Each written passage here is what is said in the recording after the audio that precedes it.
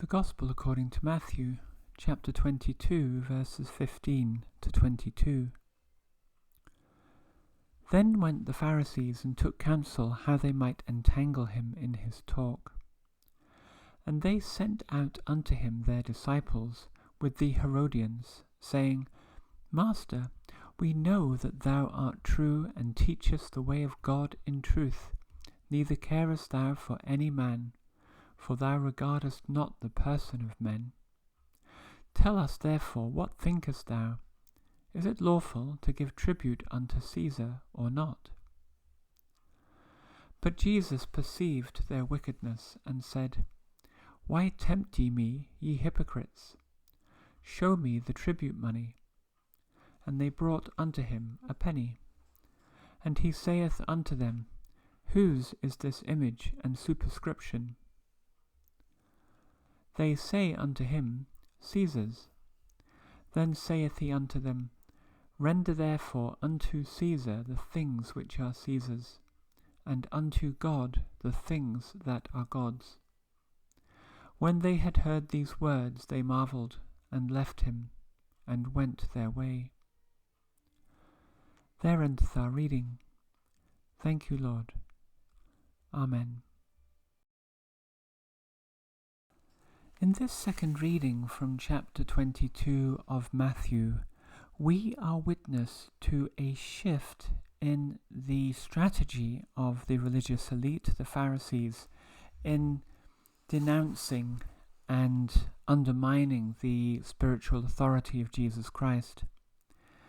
Over the past several readings, we've been witness to confrontations between Jesus and the Pharisees, chief priests and elders, in the temple in Jerusalem during Holy Week, and Jesus has been pushing very hard against the Pharisees, mainly through parable and in front of the disciples and a great multitude, both followers of Jesus and interested bystanders, mainly pilgrims who are in the temple for Holy Week. Jesus has shown himself to have a wisdom and a divine authority that goes far beyond anything that the religious elite is capable of counterbalancing. And this shift in strategy that we see today is to try and be more subtle, not to directly confront Jesus.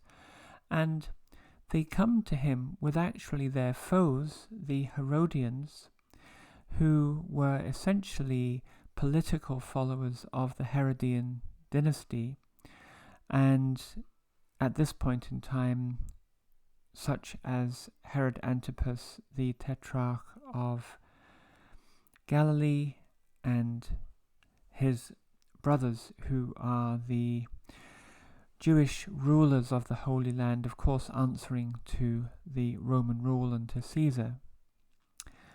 Now, the Pharisees and the Herodians were foes. The Pharisees were staunchly loyal to the Jewish faith. They did not in any way like the Roman yoke, whereas the Herodians understood the Roman yoke as a way to gain more power, and they essentially were the bridge between the Jewish people and the Roman power base in Rome.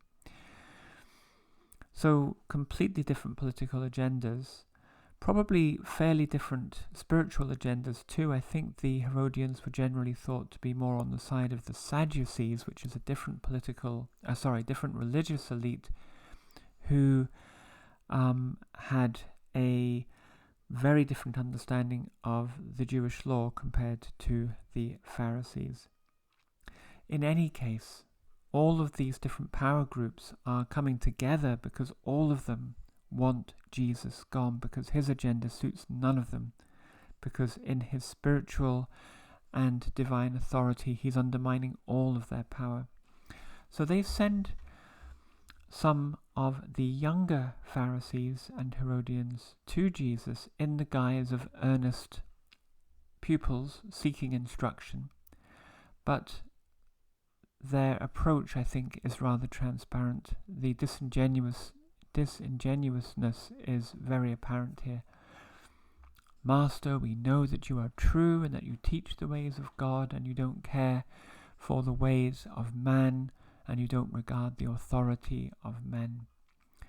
Tell us, therefore, what do you think? Is it lawful to give tribute, to give tax unto Cæsar, or not?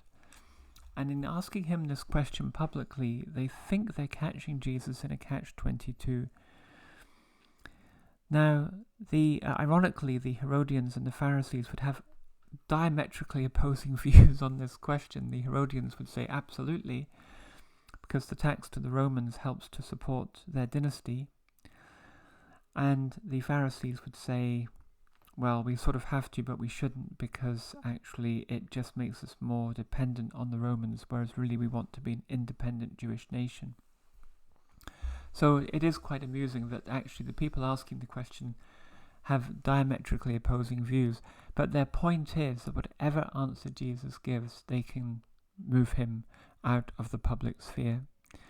If he says that it is not right to pay the tribute to Cæsar, they can denounce him to the Roman governor, Pontius Pilate, more of whom anon. Denounce him as here is a fellow stirring up trouble, trying to persuade the people not to pay taxes, and Jesus would be immediately imprisoned and punished.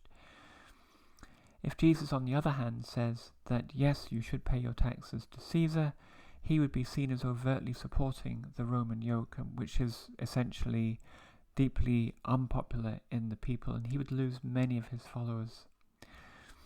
So they think that they're asking him a question which has no answer. Of course, Jesus perceives their motivations, their wickedness, and says to them, "Why tempt ye me, ye hypocrites? Why trouble me in your disingenuousness and your trivial games?" And the way that he dismisses this question is extraordinary. It does solve the problem at the time.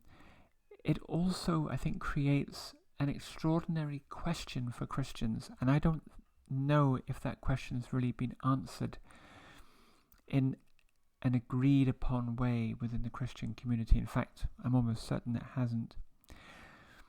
So Jesus does not give a yes or no answer. He asks to be shown the tribute money, i.e. a Roman coin, because the Roman tax needed to be paid in a Roman coin, which was the denarius.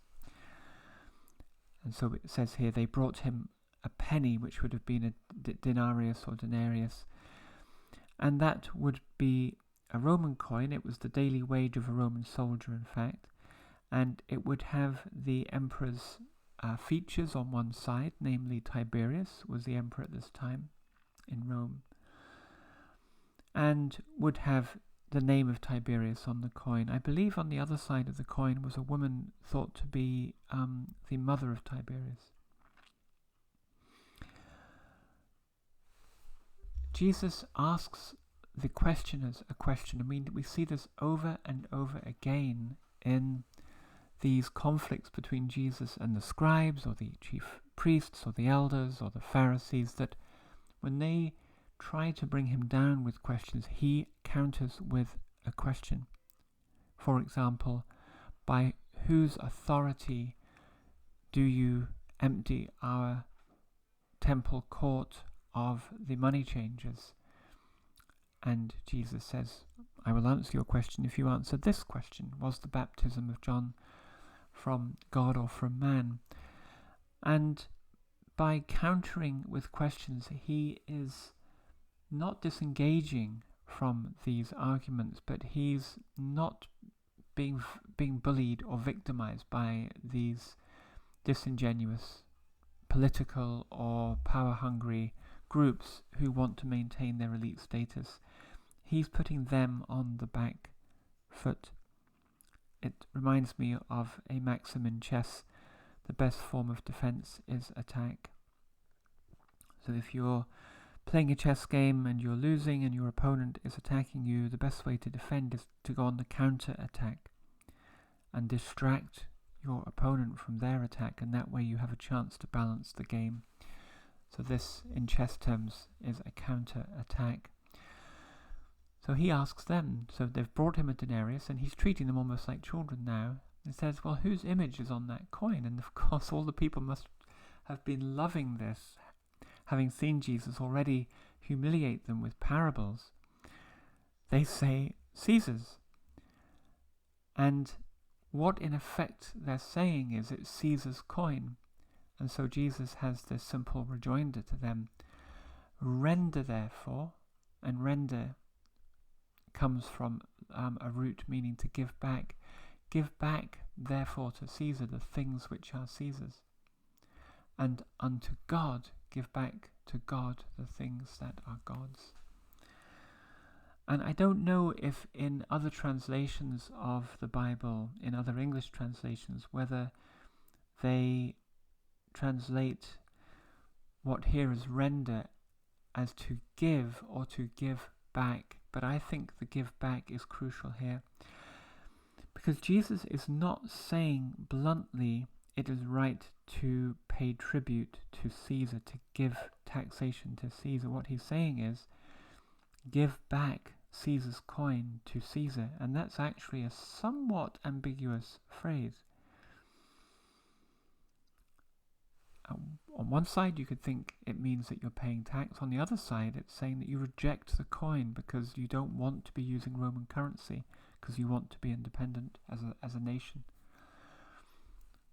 Give back to Caesar the things which are his, and give back to God the things that are God's. And of course the things that we give back to God are all of our love and our ability to live the gospel. So we love God, we love our neighbour, but in loving our neighbour we are giving back to God, because God has given us the ability to choose, to push aside wickedness, to acknowledge our imperfections, to be humble, and as much as we are able, given that we are imperfect, to love those around us, particularly those who perhaps are harder to love, and in doing so we are giving back to God the gifts that God has given to us to enable us, mere humans, to aspire to living the gospel.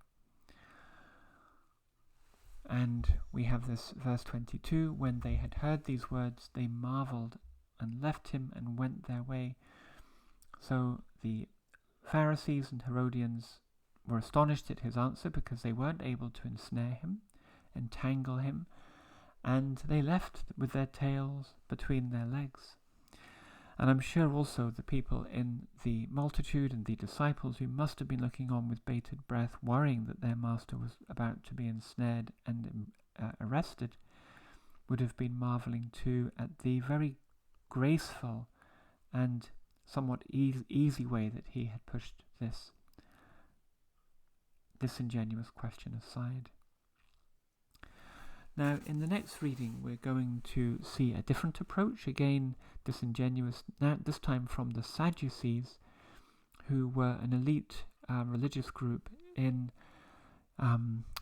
Israel at that time, who essentially did not believe in the resurrection, and who only really believed that the first 5 books of the Jewish Bible were sort of integrity to follow in terms of law, whereas the Pharisees had a much more complex set of laws and customs that had evolved over 1500 years, whereas the Sadducees only essentially used the Torah, which were the laws handed down directly from Moses. And they're going to come to Jesus in the next reading with a question, hoping to catch him out. But just staying with this topic for a moment here, we covered this very same part of the confrontation in the Gospel of Mark back in mid-February, and I'll insert a link to that commentary in the description below this video. And I promised there that we would speak more on this topic in the Gospel year, and so I'll speak a little bit about it here, and I will again when we come to this passage in Luke.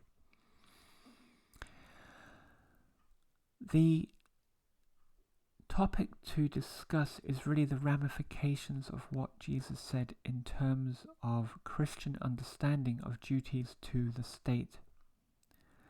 And the vast majority of commentaries that I have read, and admittedly many of these are older commentaries,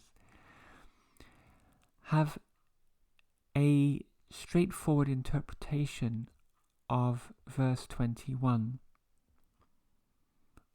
which is that for Christians we should pay our taxes and submit to our governments without in any way submitting, of course, morally our duty to God. And at one level this sounds reasonable, a balance between civic duty and Christian duty to God. But I believe it is at root wrong-headed and potentially disastrous. Let me just read you a few verses from a letter that Paul the Apostle wrote, and this is in the New Testament under the book Romans. So much of the New Testament following on from the Gospels are letters from Paul the Apostle to the young churches that he had set up with tremendous vigour and courage after probably about 10 to 20 years after the resurrection of Christ. Now in chapter 13 of Romans we have the following, and I'll just read a few verses. Let every soul be subject unto the higher powers, for there is no power but of God. The powers that be are ordained of God. Whosoever therefore resisteth the power resisteth the ordinances of God, and they that resist shall receive to themselves damnation. For rulers are not a terror to good works, but to the evil. Wilt thou then not be afraid of the power? Do that which is good, and thou shalt have praise of the same. So, what Paul is saying there is that there is only one power, which is God, and therefore the powers on earth, the kingdoms, are from God. Their power is simply God's power channeled through essentially political and other power structures. And therefore, if you resist those power structures, you are resisting the will of God. And that if you want to not be afraid of those power structures, you submit to them, and that way you won't be harmed. And I think to a modern ear, this sounds like madness, because from the 20th century we only have to think of course, the obvious example would be the Nazi regime in Germany in the mid to late 30s, and of course the 40s up till 45. We can think of the reign of Stalin in the Soviet republics in the 40s and 50s. We can think of the reign of Pol Pot in Cambodia. We can think of the reign of the white minority in South Africa. We can think of the reign of the military junta in Argentina. I mean, there are so many examples of governments or dictatorships which had power, which made laws, but I think no Christian could submit to in good conscience, because they were profoundly evil and committed acts of profound evil, but committed those acts against minorities. And so to not be afraid and therefore submit to the power in order that one is not a victim is a weaselly, cowardly, unchristian act. And I've mentioned this example a number of times, but a wonderful example of true Christian courage is found under the reign of terror of Stalin. as documented by Alexander Solzhenitsyn, who was in the work/death camps of Stalin for 10 years, who himself was not particularly Christian, at least at that stage of his life, but he wrote about the tremendous courage of Russian Orthodox Christians who had been rounded up by the secret police because they would not renounce their Christianity. They insisted on worship, and Stalin did not want the churches to have any dynamic within public life. And so these overtly Christian Russian Orthodox people were rounded up and placed in camps, and they were harassed more cruelly than most of the other prisoners because they would not submit. And Solzhenitsyn talks about their courage. Many of them tortured to death, many of them worked to death because they would not submit. That is Christian courage that we should honor, because if everyone in Soviet Russia had acted in that way, the Soviet Stalinist reign of terror would never have gotten off the starting blocks. The only way it succeeded was in making the majority hate the minority and persecute the minority, and hence many millions of people lost their lives. The same, of course, is true under the Nazi regime of Adolf Hitler, persuading the majority to hate the minority and to get rid of them, in that case, people who were socially less acceptable, Jewish people, homosexual people, gypsies, disabled people, and so on. And the idea that one submits to these authorities in order to stay safe and then to, in a sense, cut oneself in half be a slave of a totalitarian state and half be a dutiful servant of God, is profoundly incorrect. So many churches, I would say most churches, most denominations, interpret verse 21 to mean that Christians are dutiful to the state and that there is a separation of church and state and we owe our duty to each. I think this is a very dangerous and improper way to understand something which is much more subtle and nuanced. And I don't think Jesus is saying that here. Giving back the Roman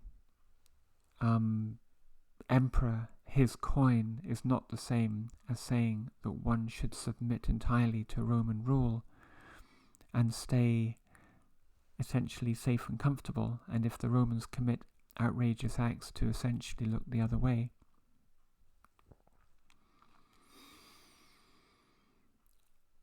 Verse 21, I think, is a beautifully simple, elegant way to escape from a disingenuous question and not let that disrupt the ministry of Jesus, which within a few days' time, with tremendous courage, Jesus Christ, the Son of God, gives his life for humanity on the cross, dying at the very hands of those Romans, mocked, scourged, and crucified.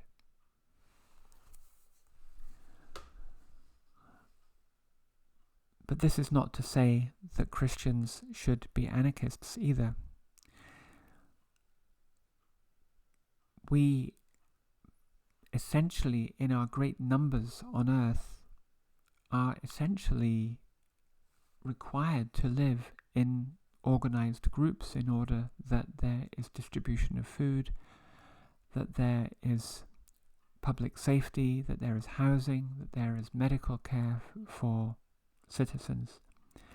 So there will be some form of power structure on this earthly plane that allows some degree of humanitarian life in high population densities on earth. That is inescapable. But Christians owe their duty and their faith to God. And to believe that all power structures on earth are there through the divine will of God is something that I simply do not believe. I do not believe that God placed Hitler in power. I do not believe that God placed Stalin in power or Pol Pot. To believe that is madness. To believe that as a Christian, that God places individuals in power who are capable of massacring millions of innocent people, is madness. We therefore have to understand that our faith in God is balanced against the fact, and I've made this point a number of times before, that God gave us free will and allows us, humans on earth, to organize ourselves in order that we exercise our free will. We do not currently organize ourselves in a way that is actively living the gospel, and we fail. It is in our hands as Christians to live the gospel, to encourage others to live the gospel, and over time to spontaneously create power structures that have at their very heart the philosophy and the moral framework of the gospel. And it is almost inevitable, in my view, that those power structures have to be very small and probably local, because as soon as they get large, they become corrupt and they become dishonest and ultimately evil. So these are some first steps in thinking on how I believe a Christian should interpret that verse 21 and to balance their life between civic good and ultimate duty and love of God.